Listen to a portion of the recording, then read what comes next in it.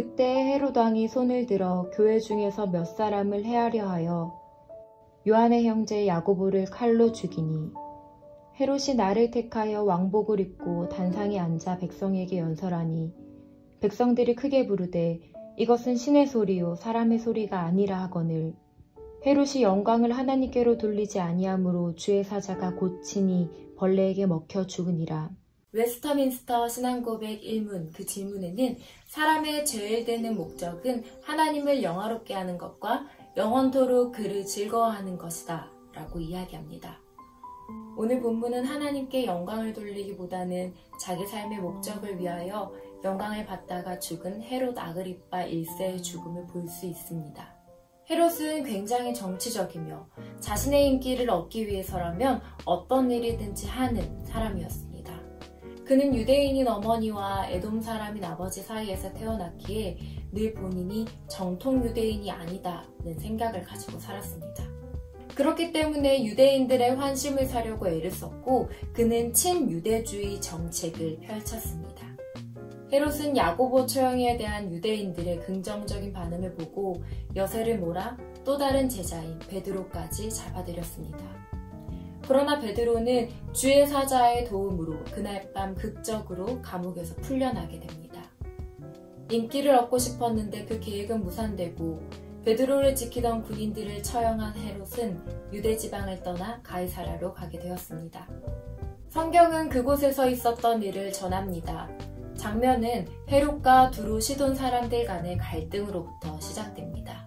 두로와 시돈 사람들은 헤롯과 관계가 좋지 않았으나 그들은 필요한 식량을 얻기 위해 헤롯을 찾아가게 되고 애원을 하게 됩니다.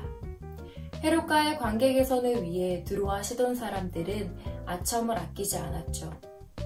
마침 헤롯의 친구 글라디우스 황제가 영국과의 전쟁에서 대승을 하게 되었고 헤롯은 친구의 승전을 축하하기 위해서 파티를 열게 됩니다. 헤롯이 은색 옷을 입고 연설을 시작하였을 때 사람들은 이야기합니다.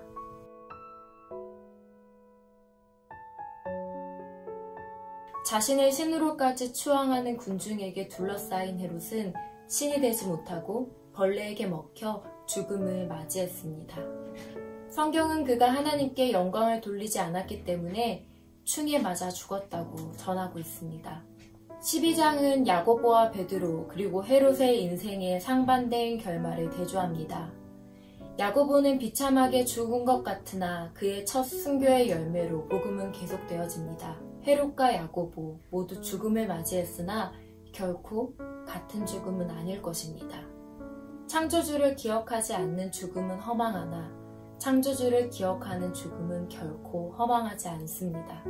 또한 주의 사자가 베드로의 옆구리를 쳐서 깨워 그를 살게 하는 반면 헤롯은 쳐서 죽게 만듭니다.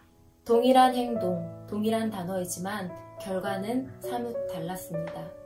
헤롯은 인정받고 화려한 삶을 위해 최선을 다했지만 그는 하나님을 잊고 자신의 삶에 도취되어 있던 자였습니다. 하나님께 영광을 돌려야 하는 위치에서 하나님의 영광을 가리는 삶을 살았습니다. 그에 반해 야고보와 베드로는 인생의 어려움 속에서도 최선을 다했으며 더 나아가 그들은 자신의 삶에 하나님을 기억하고 하나님을 영화롭게 하는 삶을 살았습니다. 사랑하는 청년 여러분, 우리의 삶의 모습은 다 각기 다르지만 일상의 분주함 속에 최선을 다하며 살아가고 있습니다. 우리의 그런 분주한 일상 가운데 과연 나는 하나님을 잊고 살아가는지 아니면 분주함 속에서도 하나님을 잊지 않고 기억하며 하나님을 영화롭게 하는 삶을 살아가고 있는지 되돌아보는 하루 되길 소망합니다.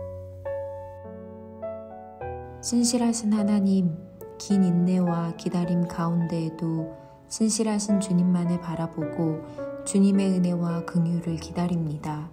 매 순간 하나님의 통치하심을 인정하며 인도하심을 따라가는 청년부 되게 하옵소서. 말씀을 힘입어 개개인이 머무는 곳마다 그리스도인으로서 선한 영향력을 흘려보내게 하옵소서. 예수 그리스도의 이름으로 기도합니다. 아멘. 오늘 함께 기도하실 기도 제목은 하나님의 통치하심을 날마다 인정하는 삶 되게 하소서. 하나님의 영광을 위해 살아가며 선한 영향력을 미치는 삶 되게 하소서.